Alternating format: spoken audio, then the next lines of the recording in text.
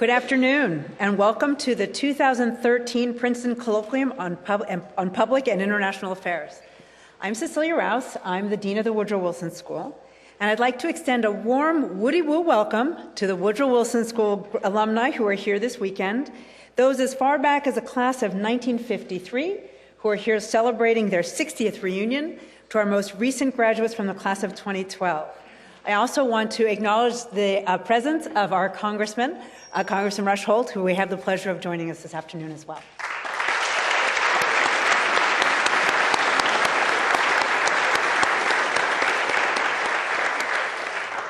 So this is my very first colloquium as Dean, and I'm excited for this year's discussions, where we'll be examining challenges to U.S. policy in the Middle East.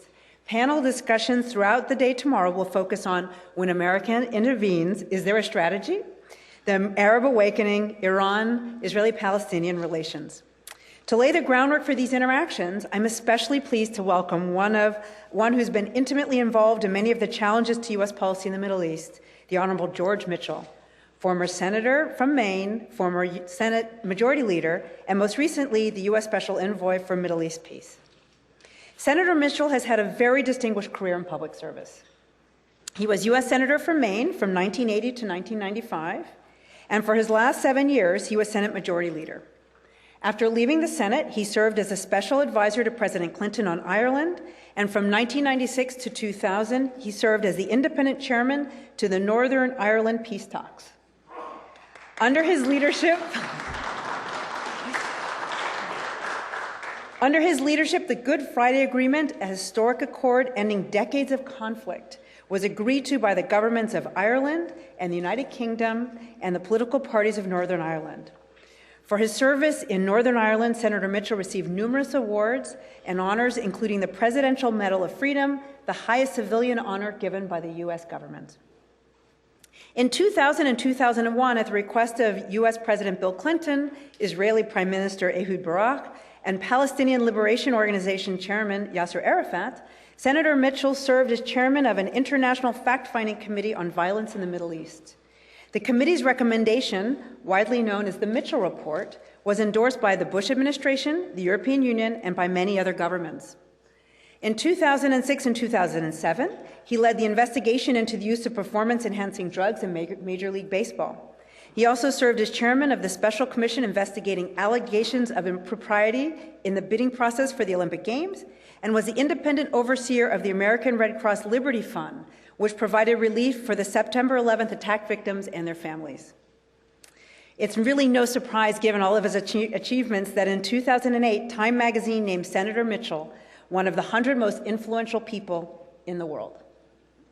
Just days after President Barack Obama's first inauguration, Senator Mitchell was once again called back into public service, with his appointment by the President and Secretary of State Hillary Clinton to serve as the administration's Special Envoy for Middle East Peace, the position he held until May 2011. I am sure he will provide us tonight with some great insights into that role and some of the difficulties he encountered in attempting to find movement forward in ending this Israeli-Palestinian conflict. With that tall mission for discussion, please join me in giving a warm Princeton welcome to Senator George Mitchell.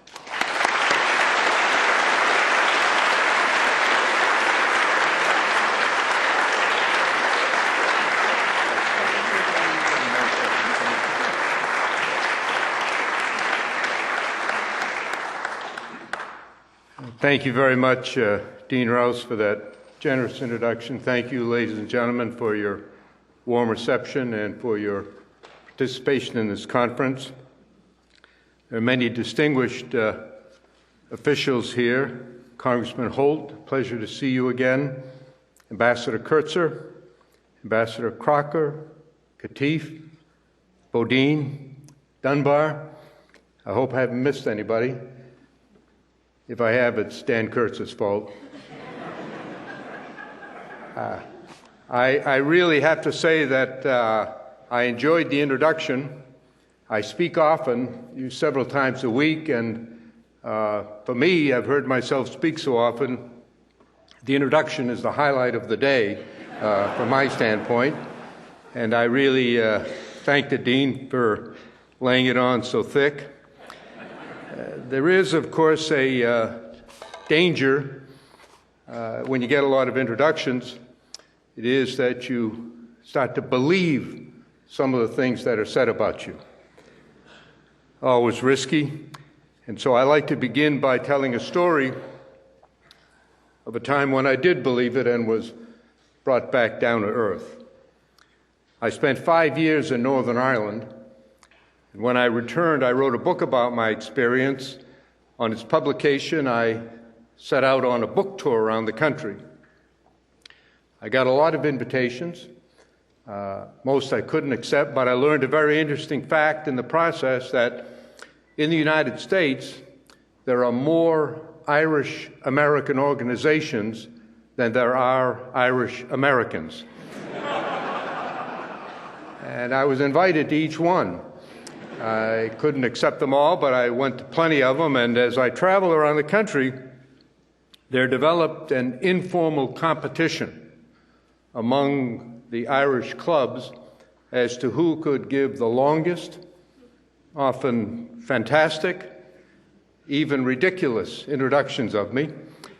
And instead of reacting with the dispassion and skepticism that they deserved, I reacted by demanding more and longer. I sent one guy a note. He introduced me for 25 minutes, listed everything I'd ever done. I said, you omitted the fact that I received the Science Award on my high school graduation a half-century ago. But the last stop on this tour was the Stamford, Connecticut Irish American Club. And when I got there, I was feeling so self-important and my head was so swollen that I could just barely squeeze it in through the front door. But when I get in, the first person I encountered was an elderly woman who walked up to me very excited and grabbed my hand, vigorously shook it, almost knocked me over, said, "I'm thrilled to meet you." She said, "I've followed your career and you've done so many great things. I think you're a great man. I wanted to shake your hand, tell you that, and ask you, please, would you sign my poster?" And she handed me a poster with a pen, and I said, "Well, of course I'll sign your poster." And I looked at it. It was a cardboard with a picture on it. I said, "But before I do, I think there's something I must tell you." She said, "What is it?" I said, "I'm not Henry Kissinger." The poster was a picture of Kissinger. She said, "You're not?" She said, "Well, who are you anyway?" I told her. She said, "That's terrible." She said, "I drove 3.5 hours to meet Henry Kissinger, and all I've got is a nobody like you." I said, "Well, I'm sorry you feel so bad. I wish there was something I could do to make you feel better." She paused for a moment. She said, "Well, there is." I said, "What is it?" She leaned forward till our foreheads were touching, and in a very conspiratorial whisper said, "Nobody will ever know the difference." He said, "Would you mind signing Henry Kissinger's name to my poster?" So I did. And somewhere in eastern Connecticut today, in the living room wall, there's Kissinger's picture with my writing of his name on it. Now, here's the best part. A few months ago, he and I appeared together on a program in New York City. We had a moderator, 3 chairs up on the stage, and the moderator asked us questions about China and the Middle East and world affairs.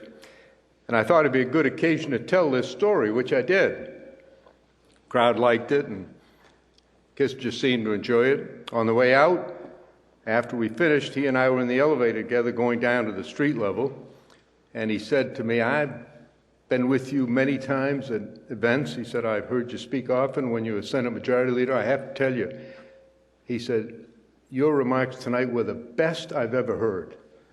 I said, "Really?" I said, "Was it my comment on China?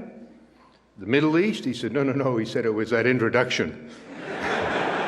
He said, "That's a great story. You should tell it all over America." So I'm keeping a long list, and now I can check off Princeton.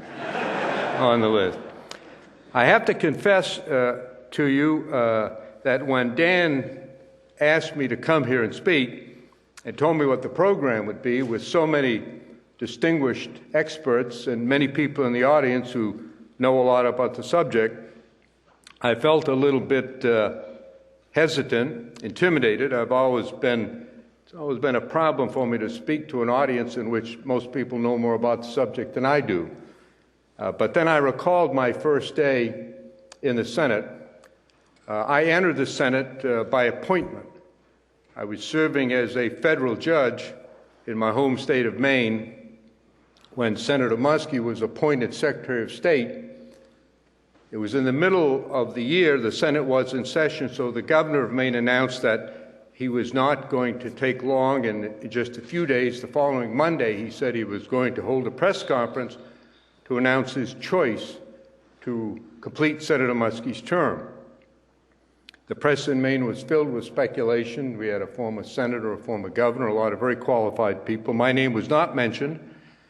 And on that Sunday night before the governor's press conference, I went to bed early. We all go to bed early in Maine, wondering what the governor was going to do the next day. And about 11 o'clock that night, the phone rang. It was the governor calling. He said, "I'd like you to come down to the state capitol tomorrow noon so that I can announce I'm going to appoint you to the U.S. Senate."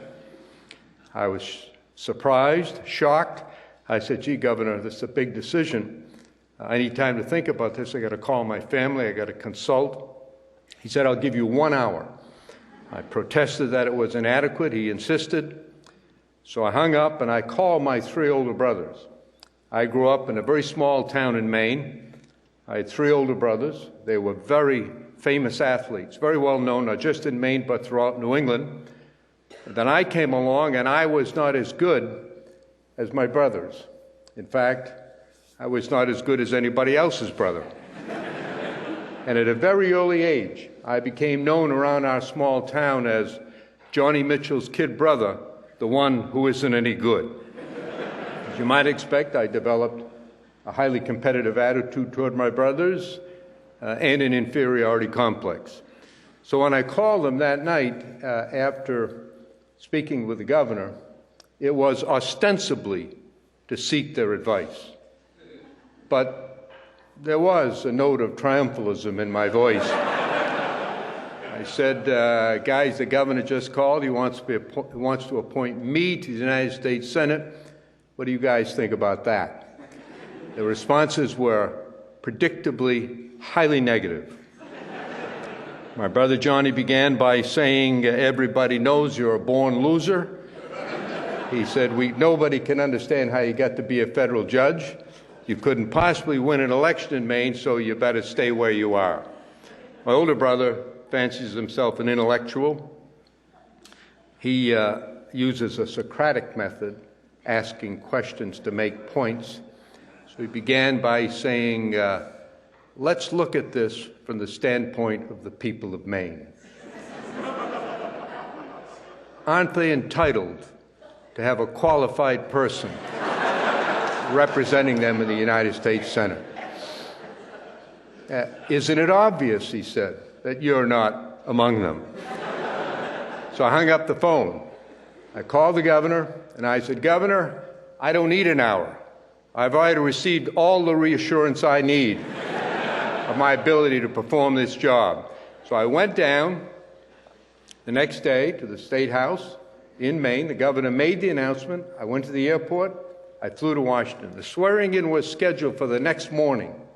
And on the way down, I wondered whether all 3 networks would cover it live or maybe just 2. I knew it would be a big event in the national press. And when I landed, I was scheduled to go to a hotel, but on a complete whim, when I got in the taxi, I didn't have anything to do that night, so I said, "Take me up to the Capitol." And I went to the Capitol, into the Senate, and I got an aide there. I introduced myself to the police officer at the desk, and after about 15 minutes, he found someone to take me into the Senate, which was in session, debating a bill. And he introduced me to the then Majority Leader, Senator Robert Byrd of West Virginia. It was a heated debate. The Senate was filled and going at it. Senator Byrd was clearly distracted, and when I was introduced to him, he somehow got the impression that I was there to be sworn in. So he said, okay, we'll interrupt this debate and swear you in right now. I protested. I said, no. I said, look, there's a big ceremony scheduled for tomorrow. So a lot of press interested in this. He said, we're very busy here, young man. He said, and if I tell you you're going to be sworn in now, you're going to be sworn in now. Yes, sir, I said. So he interrupted the debate, swore me in. It took less than 10 seconds. Nobody was aware of it, including most of the senators who were standing around talking among themselves. And then the debate resumed. I was now a senator and a member of the Senate. And immediately a vote occurred on the bill that was being debated. For those who are interested in political trivia, I hold the all-time record in American history for having cast a vote the shortest time after becoming a senator. 2 minutes. That was the first of many informed judgments I made in your behalf and on behalf of other Americans. Now, in the House, Congressman Holt will tell you they're very well prepared for these debates. That doesn't happen there.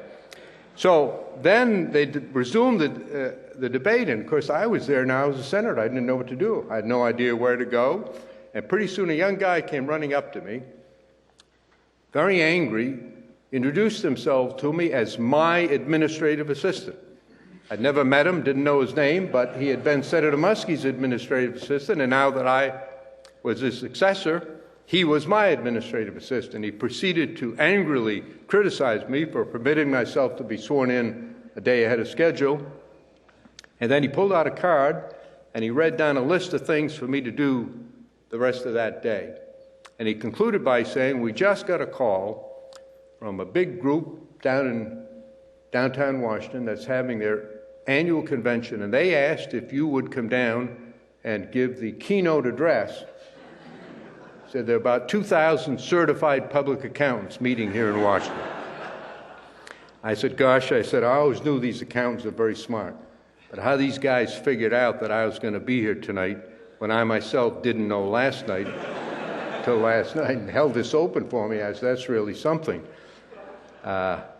He said, oh, no, it's nothing like that. He said, they've had 4 last-minute cancellations. He said, they saw you being sworn in on TV, and they thought you might be the only member of Congress who doesn't have anything to do tonight.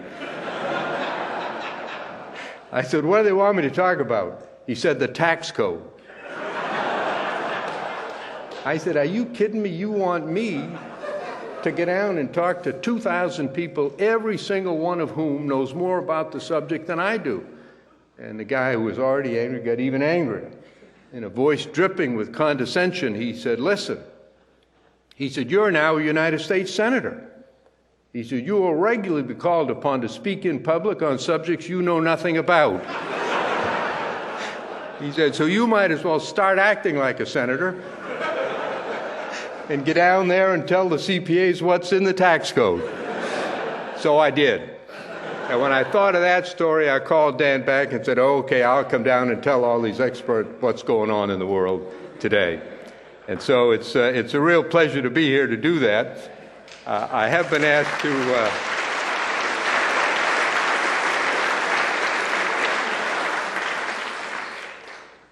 to talk about the Israeli-Palestinian conflict, which I will do, but as I do often, I'd like to start on a broader scale and then get to it in a few moments, because I think it's important to understand it in a context and not merely in isolation. And to do that, I ask you to come back with me all the way to the 1940s and 1950s, when in the aftermath of the Second World War, the United States led the way in the building of new international institutions to secure that peace, to promote stability, and to enhance trade.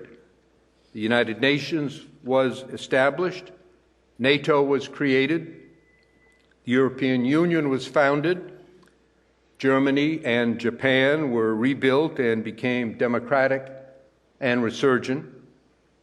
And all of this and more helped what started as the North Atlantic Alliance to become what I believe to be the most successful economic, political, and military collaboration in modern history. The intention was and remains to embed the nations of Europe into political, economic, and military alliance that would make it less likely that their history of conflict would not be repeated. From 1870 to 1945, Europe was devastated by 3 major land wars. In the Second World War, in countries whose populations were much smaller than they are today, more than 60 million people were killed, and large areas of Europe, including many major cities, were laid to waste. In the 3/4 of a century since then, Europe has been largely at peace.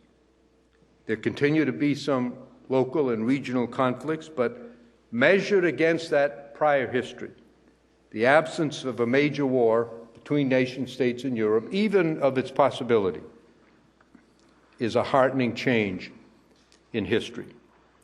That's why it's important that the European Union's current financial crisis be resolved in a manner that does not undermine their impressive political achievements. The North Atlantic Alliance and what flowed from it is an example of extraordinary leadership and vision and collaboration at a turning point in history, led by the United States with strong support from those who believe in democracy in Europe. And is that same vision and energy and leadership and collaboration that's going to be needed in the Middle East in the future. We have new challenges, but we still need extraordinary leadership.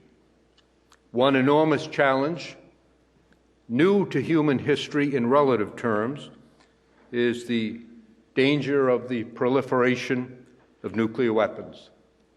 The United States led the world into the nuclear age and has led the effort in the world to restrain the dissemination of these fearsome weapons, with considerable success. Many countries with the capacity to develop nuclear weapons have voluntarily refrained from doing so, in reliance upon American policy and on the nuclear non-proliferation regime. North Korea has raised the number of countries to 9, and Iran is trying to make it 10 with nuclear weapons. If successful, Iran's program could trigger a collapse in the non-proliferation regime and likely would trigger an arms race for nuclear weapons in the Middle East.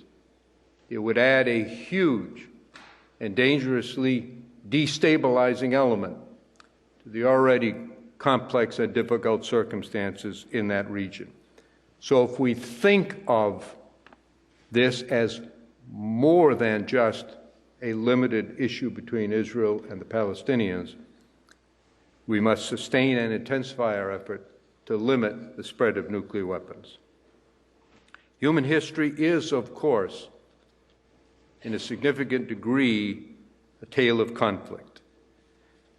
And although we don't face in the 21st century the likelihood of a major land war between large nation states as dominated the 20th and prior centuries, the future does look grim in many respects, because the number of people on Earth is rising rapidly, as is the number of nation states and the number of non-state organizations which rely on acts of terror to initiate or extend conflict.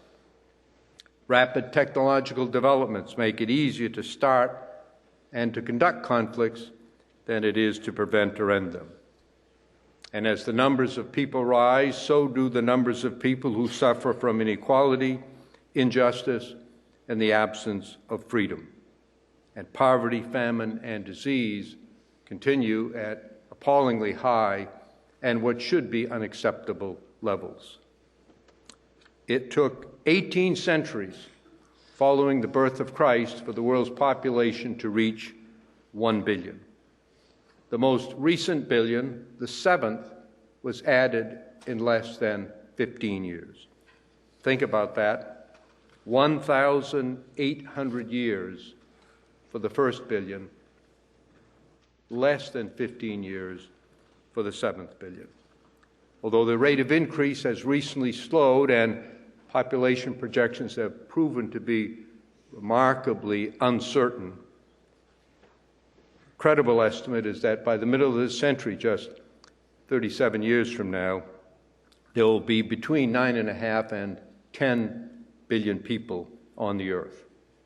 Most of that growth will take place in poor and less developed countries, primarily in Africa and Asia.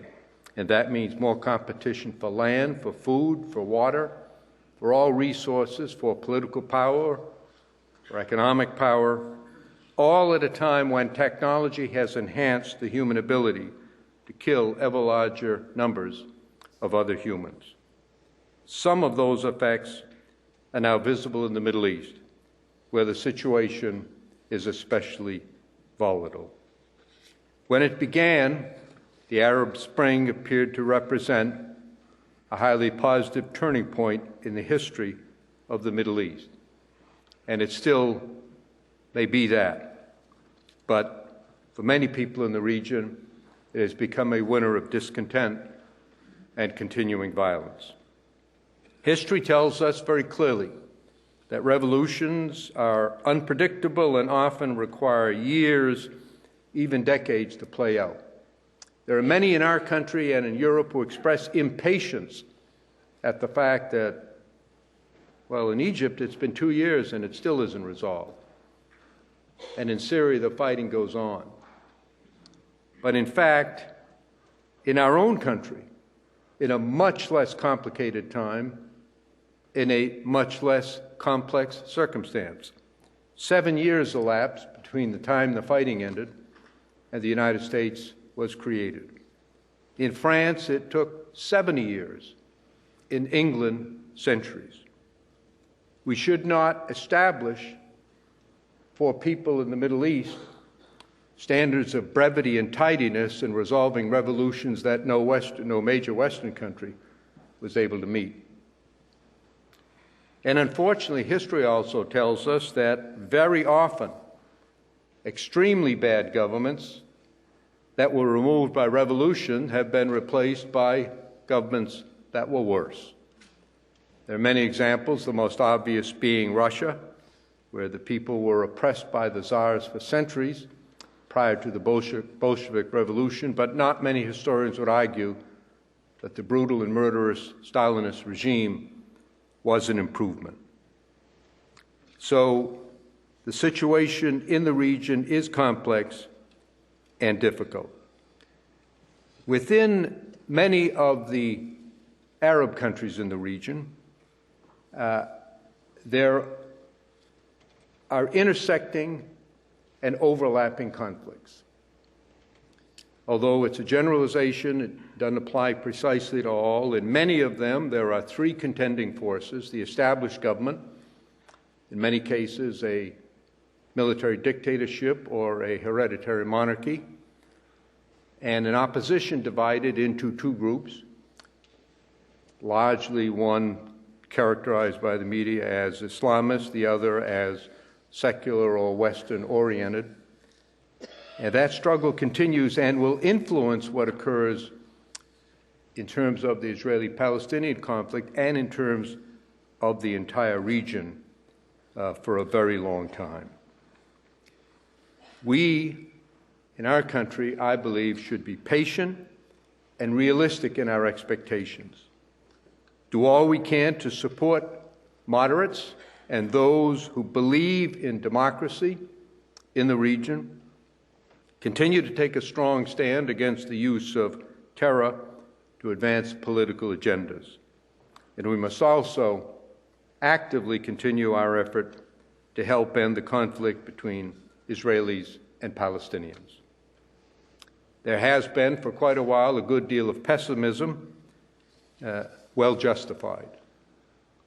The upheavals across the Arab world, the Arab Spring to which I just referred, itself has created a good deal of anxiety and uncertainty among both Israelis and Palestinians, making progress in resolving their conflict even more difficult than before.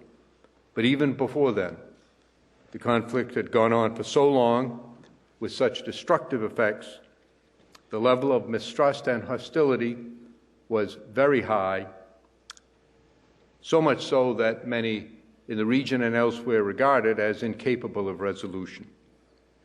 But the pursuit of peace there and elsewhere is important, demands our maximum effort, no matter the difficulty or the setbacks, and I commend Secretary of State Kerry for the active way and energetic manner in which he is addressing the issue, and like all Americans and people of goodwill everywhere, I wish him success. The key, of course, is easy to state, but very difficult to achieve.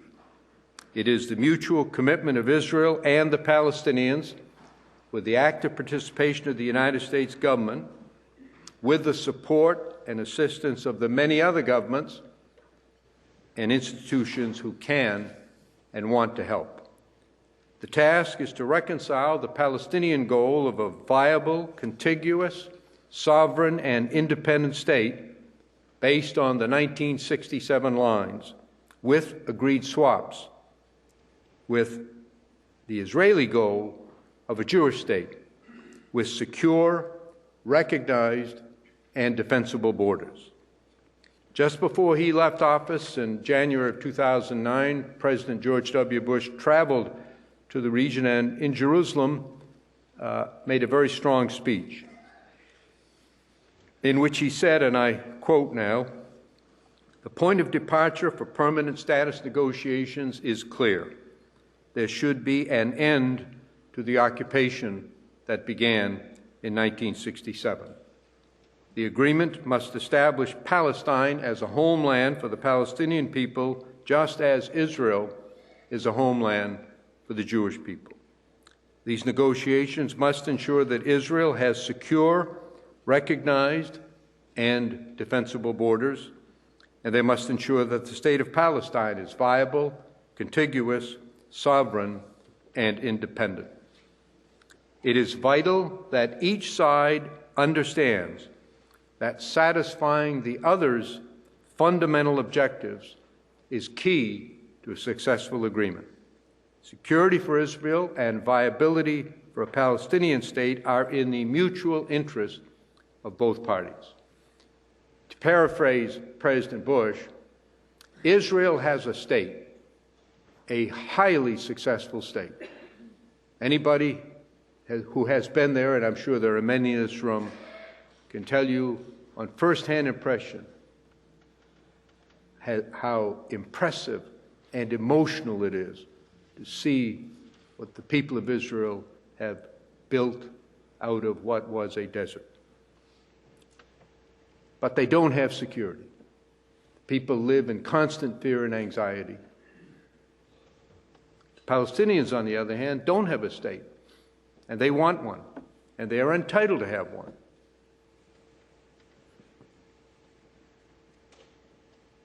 The charter documents of our people and our country are the Declaration of Independence and the Constitution. And the Declaration of Independence sets forth in eloquent and moving terms the right of people to govern themselves, with which comes not just the material benefits of freedom, but most importantly, the sense of self-worth and self-esteem that comes to individuals who are free and members of a society who govern themselves as they are entitled to do so. When President Obama took office, he essentially reaffirmed the policy that had been set forth by President Bush and indeed by prior presidents. It seemed then, in January of 2009, that the culture of peace that had been so carefully nurtured during the Oslo process had largely dissipated and had been replaced by a sense of futility, of despair, of the inevitability of conflict. The fighting in Gaza had just ended. The Palestinians were deeply divided, and Israel was in an election campaign, the results of which were uncertain. Very few believed that there was any chance for restarting peace negotiations, let alone achieving a peaceful end to the conflict. Unfortunately, today, 4 years later, that remains to a significant degree the case, despite an intense effort. A solution cannot, in my judgment, be imposed externally. The parties themselves must negotiate directly with the active and sustained support of the United States. This will require of both of them flexibility and compromise. Most of all, it will require leadership. It will require leaders who want peace and are willing to take risks for peace. I believe that the conflict can be and will be ended, in part because I believe that the political pain that leaders in both societies will have to endure to get an agreement is far less than the pain that they and their societies will endure if they don't get an agreement. Thank you. There's a lull now, and it has created, unfortunately, a false sense of security. But if history is any guide at all, it won't last. And if the conflict resumes and continues, both Israelis and Palestinians face a dangerous future. And I want to comment on that because there are many people who don't agree with that, who think that is not the case, who think that Israel is so militarily strong, indeed dominant in the region, that it doesn't have to fear the Palestinians. Well, first, of course, is the possibility of renewed violence, which will adversely affect both societies. And there are other dangers for both, and time doesn't permit me to go through all of them, so let me mention just a few. For Israel, demography. There are right now just a little more than 5.75 million Jews living in the area between the Jordan River and the Mediterranean Sea. In that same space, there are just a little more than 5.25 million Arabs, if you include Israeli Arabs, Palestinians in the West Bank, and Palestinians in Gaza. The Arab birth rate overall is much higher, and the demography is fixed. Although I mentioned earlier the volatility of population projections, this one is fixed so that sometime in the next few years, as early as 2015 or 16, and no later than 2020, the lines will cross. The most recent projection from the region is that in 2020, there will be 1/2 million more Arabs in the region than there will be Jews. And if that occurs, and the two-state solution has not been realized, Israel will then have to choose between being a Jewish state or a democratic state.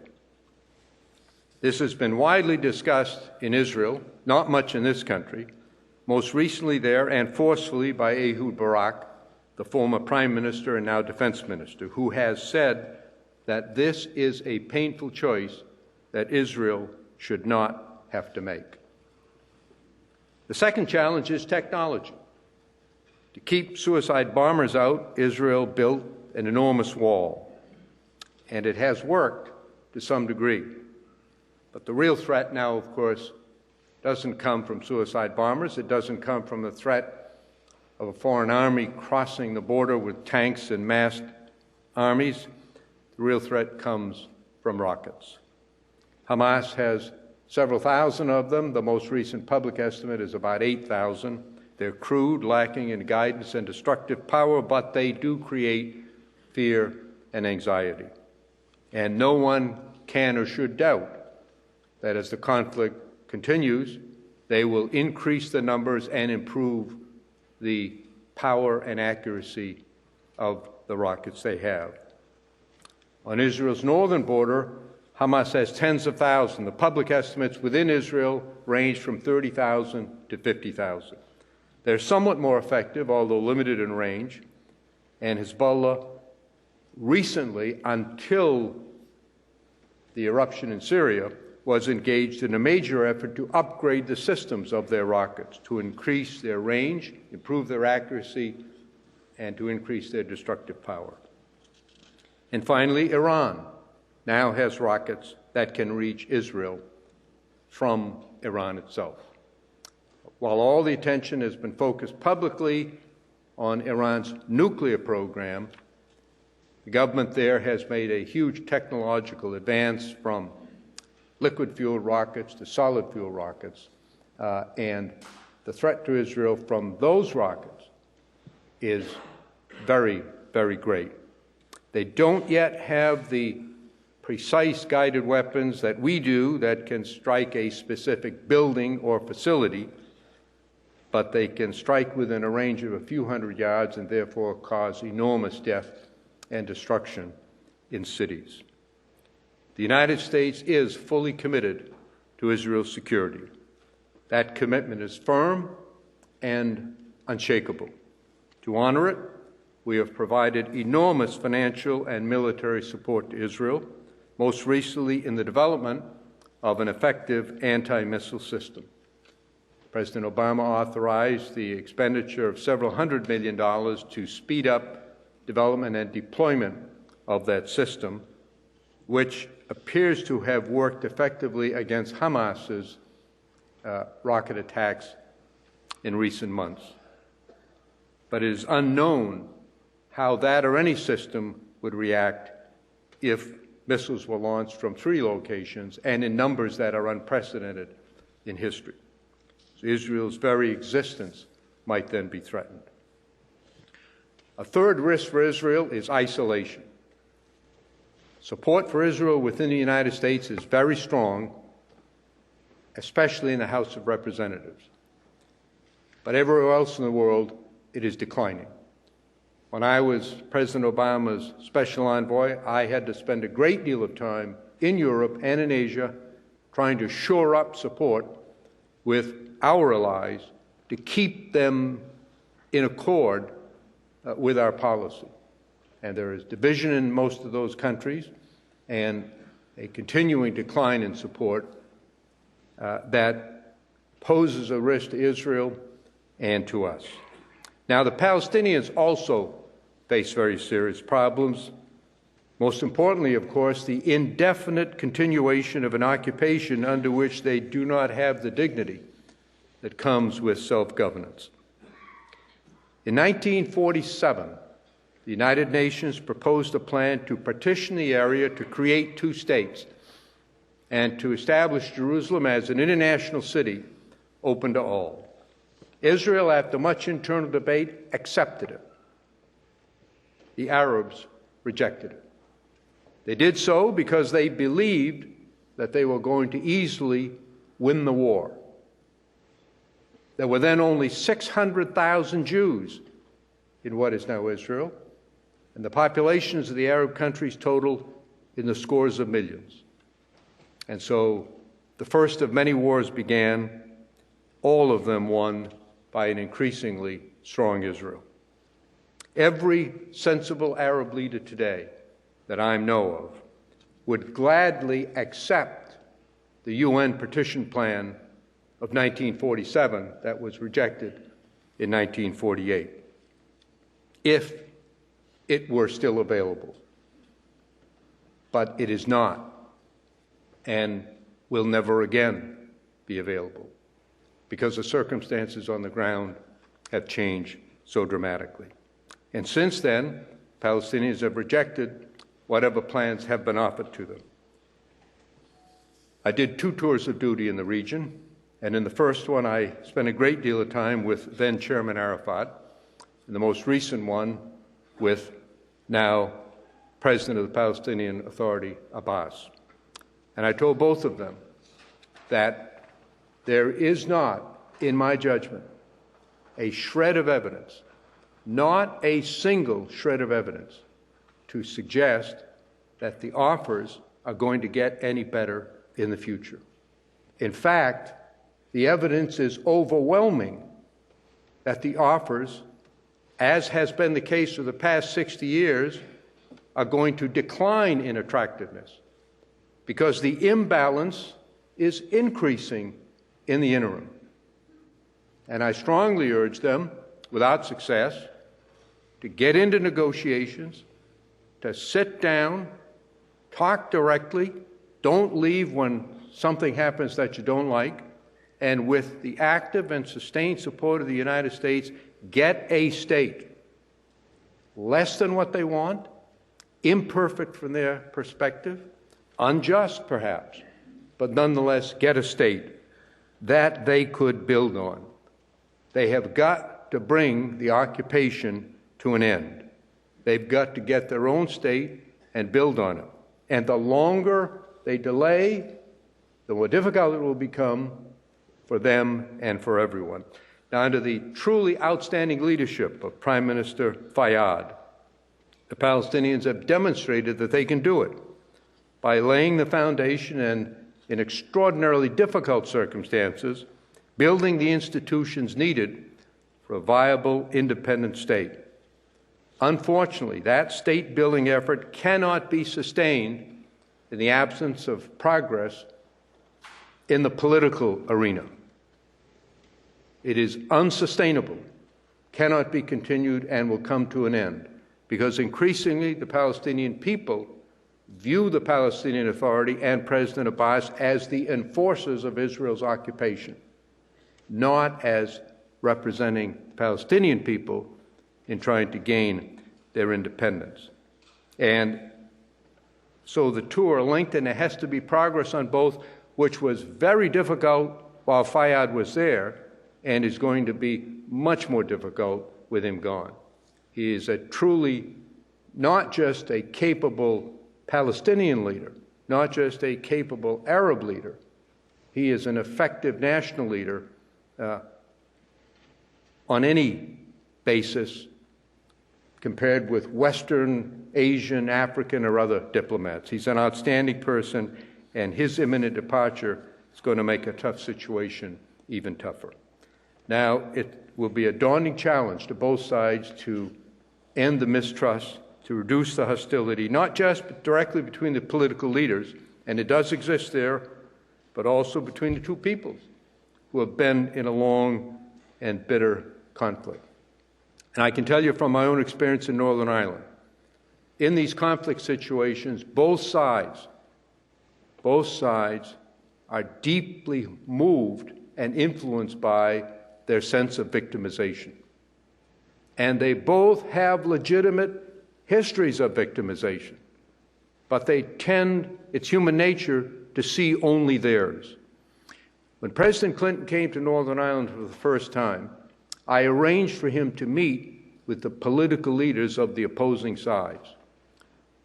Late at night after a long day, flying over and doing events in London, he came to Northern Ireland, and I arranged 30-minute meetings with Jerry Adams, who is the head of the Republican, or the largely Catholic group, on one side, and Ian Paisley, the head of the Unionists, a largely Protestant group. The president was very tired. I was. Fortunately for us, Paisley came in first. I introduced him. The president said hello. Paisley then launched into a 30-minute narrative of the history of the people of Northern Ireland, and it was a 100% detailed litany of the grievous injustice and wrong that had been suffered by the Protestant people of Northern Ireland. There was not a single acknowledgement or recognition that anything wrong had been done to the other side. So he spoke for 30 minutes, and then we said goodbye, and he left. And in came Jerry Adams, and the same thing happened. He gave a 30-minute statement on the history of Northern Ireland as seen through the eyes of a Catholic leader. And it was a 100% listing of all of the grievous wrongs that had been done without a single acknowledgement or recognition of anything done to the other side. They weren't inaccurate in their factual presentation, and I must say both brilliant orators, different but powerful speakers and persuasive in their presentations, gripped by emotion and held by a deep sense of victimization. And that exists right now in the Middle East, and they have to find a way through that to take the steps needed so that peace can prevail, and we have to do all that we can to help them. I want to make a final point that is not about Israelis, Palestinians, or anyone else, but about Americans. And this also affects conflicts around the world because we are the dominant economic, military, political, and increasingly cultural power in the world. For our democracy, it is critical that we bear in mind that power and principle are mutually enhancing and always must be bound together. As I said earlier, the Declaration of Independence was a powerful statement of the right of self-governance. The first 10 amendments to the Constitution, what we call the Bill of Rights, is to me a concise and eloquent statement of the right of the individual to be free from oppression by government. And most modern concepts of liberty and democracy rest heavily on those two principles. In this dangerous world, they can be maintained and defended only if those who hold them are strong and well prepared. But I'm concerned that for too many people in and out of this country, military power exercised by the United States is seen as displacing rather than serving our principles. The American Revolution was not initially a rejection of British principles. It was triggered by what the colonists believed was the failure of the British government to apply those principles equally to them. And so it is that now a perceived gap between our ideals and our actions is a factor in the hostility that we face in the Middle East and around the world. In the 20th century, in a century filled with dramatic events, none more so than the triumph of democracy and the fall of communism. As we move into the 21st century, our power and our ideals are influential all around the world. There have been other dominant military and economic powers throughout history, and the role brings with it enormous benefits for the powerful and also many problems. In this era of instant communication, every grievance, no matter how local, how small, whether real or imagined, can lead to both requests of and resentment of the dominant power. Obviously, most people want to be on the side of the strong. But for too many, in and out of our country, power is increasingly perceived to be the primary, or to some, the exclusive basis of our influence in the world. And while I agree that power is important and that we must be prepared to use it, including military force when necessary, and that a strong economy and military are essential to our security, our freedom, and our prosperity, and yet I believe it of critical importance that when we use our power, it must be in a manner consistent with our ideals, because it is ideals that always have been the principal basis of American influence in the world. Not easily summarized, but surely they include the sovereignty of the people, the primacy of individual liberty, an independent judiciary, the rule of law applied equally to all citizens and, crucially, to the government itself, and opportunity for every member of society. It is because of those ideals that I believe that the United States was, in fact, a great nation long before it was a great military or economic power. The United States became a great nation on the day the American Constitution was adopted and incorporated and vindicated the ideals and principles that had been claimed a decade earlier in the Declaration of Independence. That's what's guided us in the early years of our history, through the bitterness of the Civil War, through the turbulence of the 20th century, and I believe they must continue to guide us in facing the new problems of the 21st. Thank you all very much. Thank you for having me here today.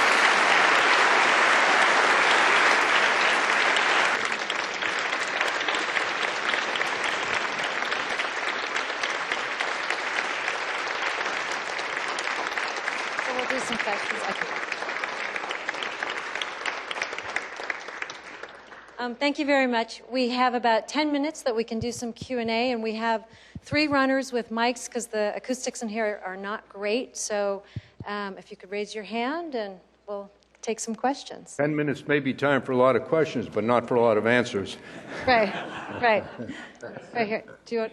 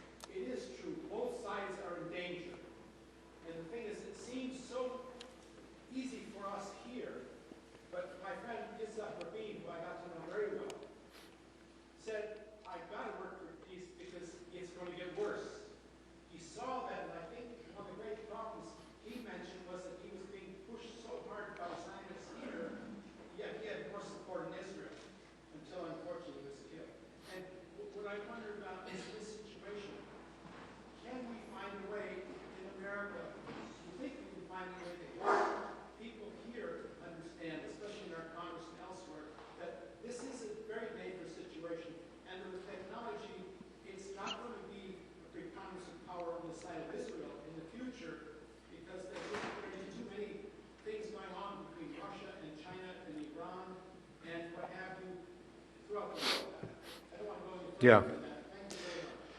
Well, thank you. I'll just make a couple of brief comments. It is a very difficult task when things are going well for you to take painful actions to avoid future risk. It is especially difficult for political leaders. It's hard to say to a political leader, you've got to endure pain now to avoid something that's going to happen long after you leave office. That applies, that's human. That isn't American or any other associated with any other national group. But that's really what has to happen. People have to see that the future isn't just tomorrow morning's newspaper or tomorrow night's television news.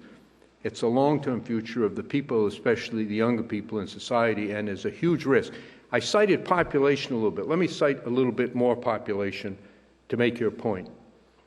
Right now, there are 7 billion people on Earth, and about 1 out of 5 is Muslim, about 1.2 billion. Just after 2050, there'll be 10 billion people on Earth, and 1 out of 3 will be Muslim. It'll be nearly 3.5 billion.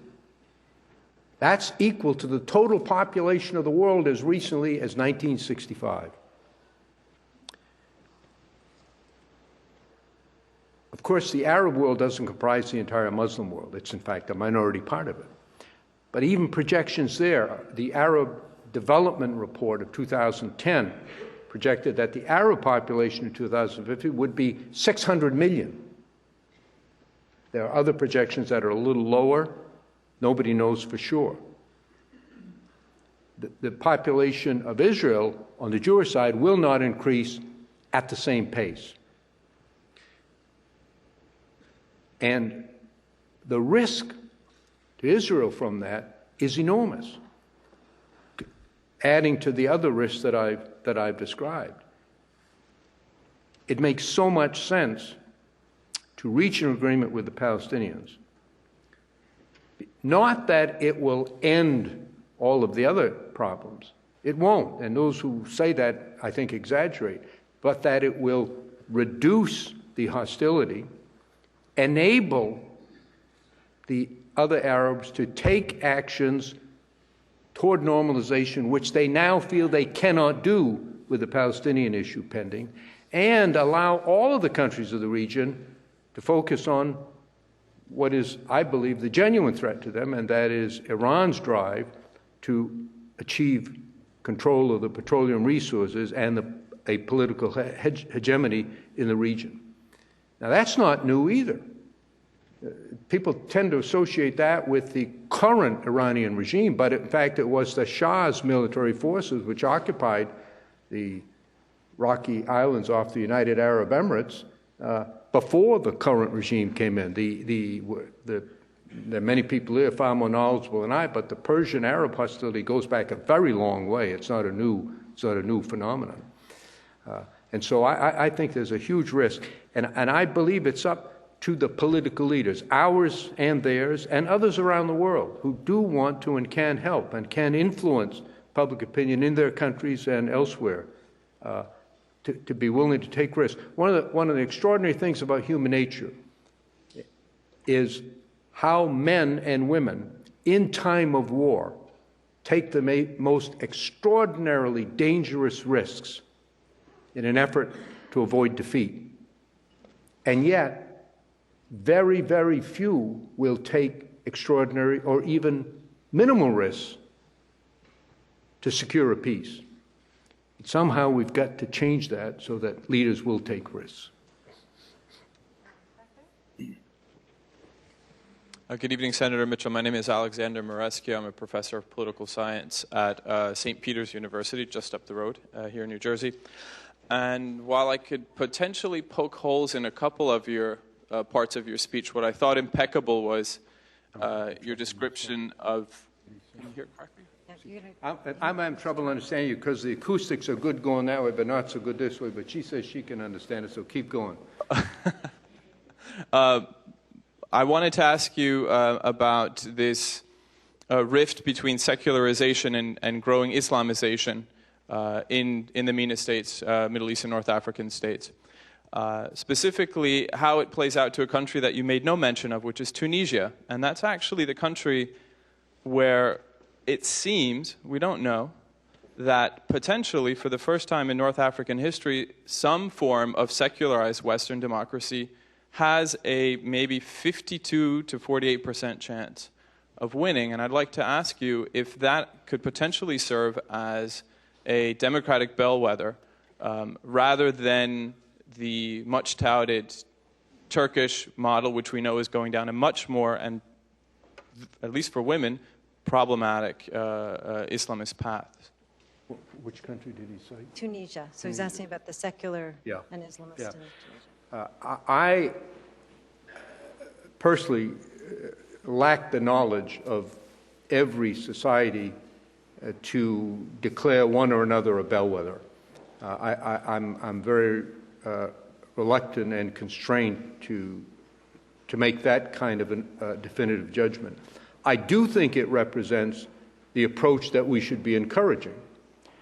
And I don't think it's incompatible with any aspect of any of these societies. There are, as we all know, tremendous stresses within Islam today. The Sunni-Shia divide has existed for 1,400 years since the contest for succession to the Prophet Muhammad. The conflict between what we characterize as moderates and radicals has gone on in some form or another for about the same length of time. And you have the conflict that I described internally in each country. And I think we have to do what we can to encourage those who share these values. It's going to be extraordinarily difficult.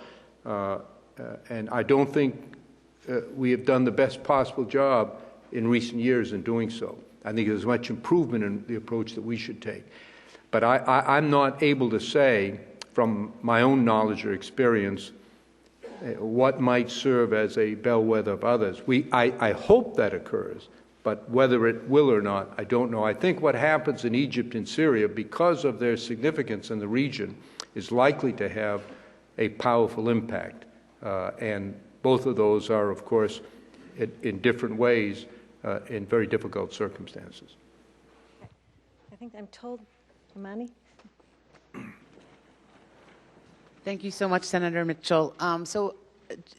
Just to talk a little bit more about the peace process and what's stalling the peace process. I mean, there's a longstanding U.S. policy right now that the expansion of settlements on the West Bank is in violation of the protocols surrounding the peace process. And so one of the things that the Palestinians have been objecting to, and one of the things that they've been dragging their feet about and not wanting to be in these peace talks, is the fact that the settlement expansion continues to increase, continues to basically eat up the territory that will constitute a future Palestinian state. And so then the idea that the Palestinians and the Israelis are going to come to a common understanding about this, when the Israelis are not paying attention to the Palestinian preferences about not losing the West Bank, and the United States is basically saying, well, we're going to step out of this debate, although President Obama himself said we were going to step into this debate and then retracted. Where is this going? I mean, this is really beyond the Palestinians to resolve this dilemma. Every American president since 1967 has opposed the policies and actions of the government of Israel with respect to settlements.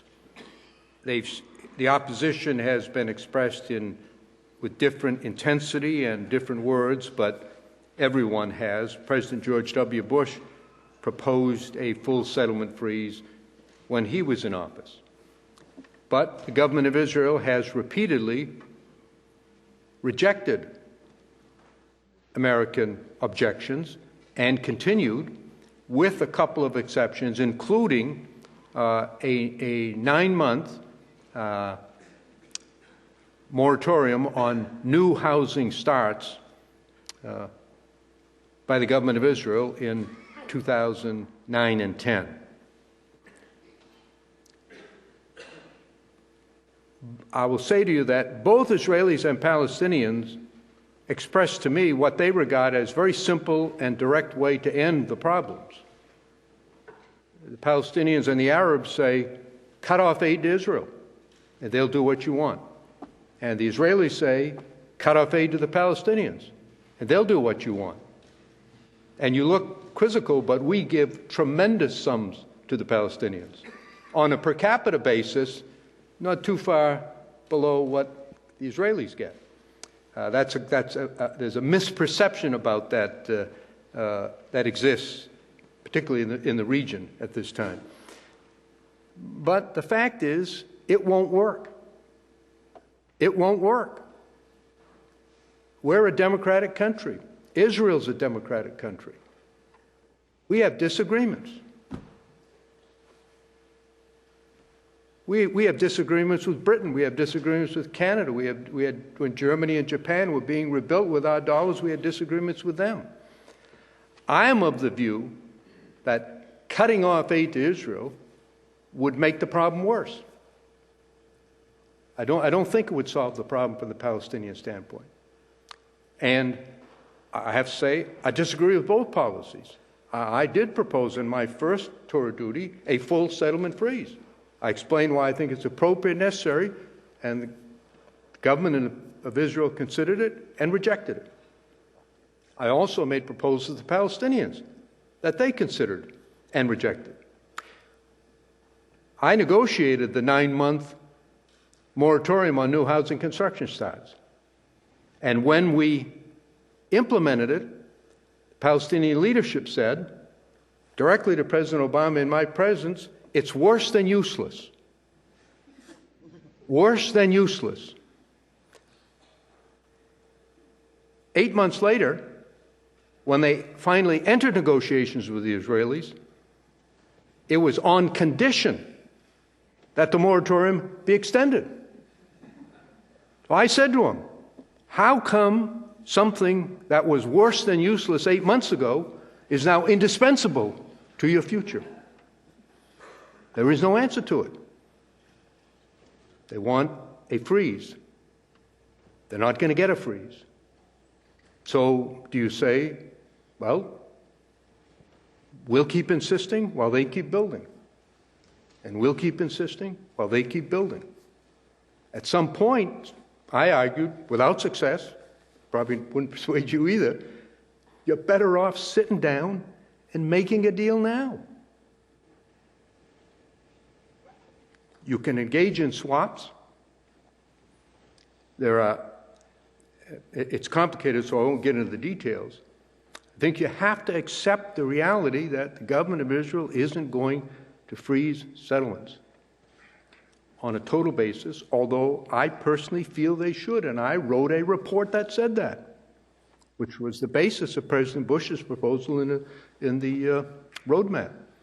And I supported President Obama's policy to that effect. But, as I said, Israel's a democracy, and they don't agree with it. And I don't think we should treat friends and allies, either Israelis or Palestinians, by saying, we're going to cut off all aid to you. In the first place, I think it's doubtful that it would occur in this country. I don't think the Congress would accept or agree to it. And I don't think it's the right policy. So it's a tough choice. You know, one of the difficult things about this is that for both sides, they don't choose between a good alternative and a bad alternative. From their perspective, they get choosing between a bad one and a lousy one and a really terrible one. Sort of like the position Obama finds himself now in with Syria. Wishes there was a nice, easy choice that would solve all the problems, but we all know that there isn't, and so we're wrestling with difficult ones. So it's a matter of choice. Palestinians have made a choice. I disagree with it. I made directly to President Abbas and his leadership personally, emphatically, frequently, the arguments I've made here, and they rejected them. And I don't think their situation has improved as a result. I think they should sit down, get into negotiations, and get an agreement, which I believe is possible. You see, here's the irony of this thing. I believe that a border could be agreed upon in a relatively short period of time. The principle of land swaps has now been accepted by all, including the Arab League just recently. Both sides have got maps. When I was in the Envoy's office, I got sent so many maps by so many people that we had to make a little separate room to put them all in. And they're all about the same. Dan Kurtzer could draw a map up here for you give him a yellow pad and he'll draw a map up here right now. That'll be pretty close to the way it's going to end up. So I think they ought to get at it. Okay, I think we have time for one more question from this side. You've been very patient right there. Senator Mitchell, what you had brought to that process was an artful and masterful political practitioner talking to political practitioners in Israel and Palestine. To what extent did you find that these, as political practitioners who may have had some concern about the future, but as you pointed out a few minutes ago, their most urgent concern was the next election, to what extent were they thinking about the demographics on the Israeli side within Israeli politics, where the ultra-Orthodox may be going as a larger and larger share of the population of the Mizrahi and Maghrebi Jews from the Arab world and their experience and suspicion of Arabs, and on the Palestinian side, the virtual disappearance of a Christian part of the Palestinian population. And what do they think America's demographic changes portend for their future? The Israelis clearly don't care about the Europeans, but it's the United States that is their bedrock. Do they see some threat, both within the American Jewish community and broadly the new immigration, that relationship may, decade, 2 decades from now, no longer be quite so secure and in the pocket? What are the political calculations that you think are at work in their heads as they're looking at these issues?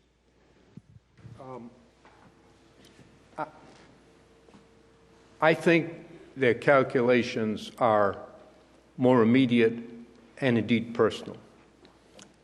I'm about to speculate.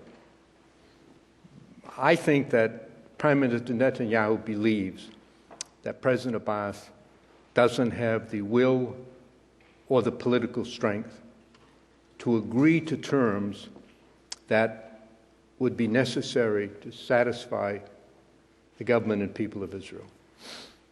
And I believe that President Abbas believes that Netanyahu doesn't have the will or the intention to agree to those things that would be necessary for acceptance by the Palestinian government, authority, or people.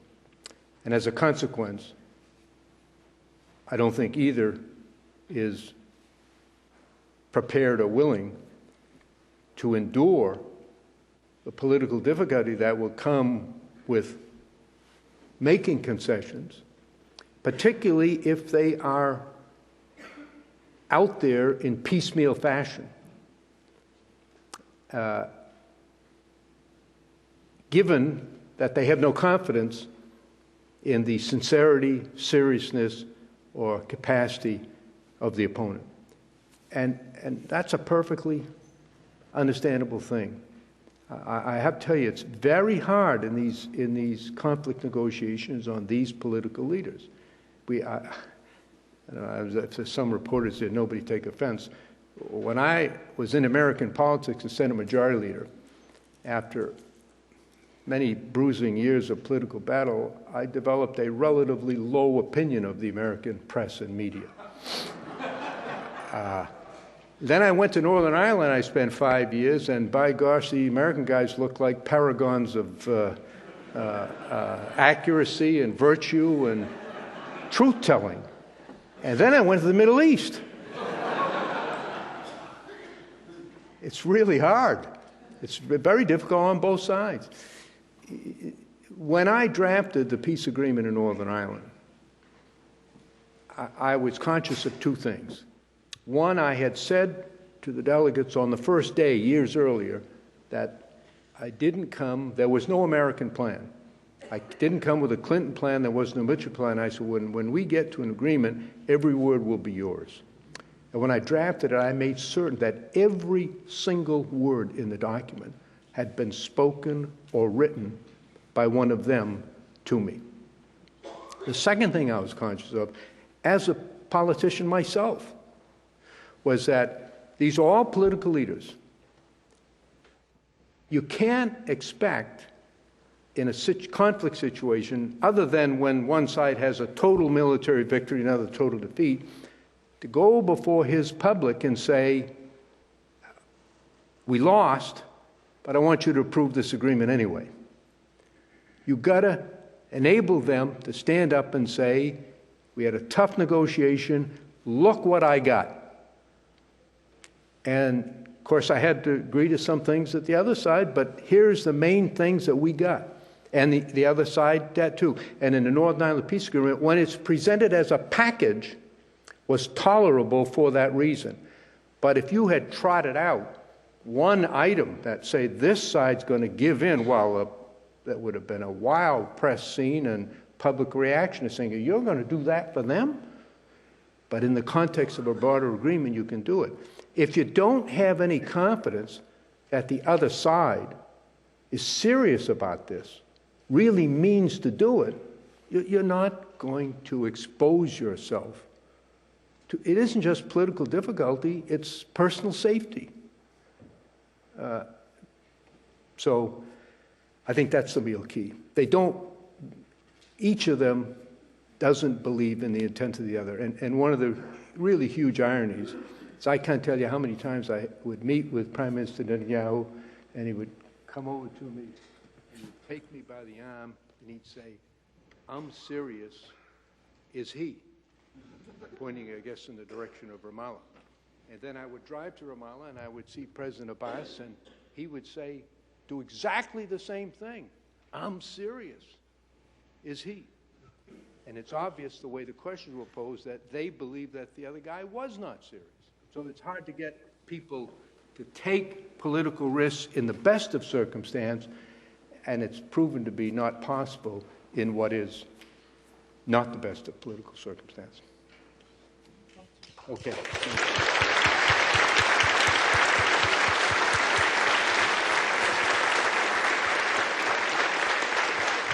If we could ask you to stay in your seats, please, until we've exited the stage, that would be terrific. Thank you.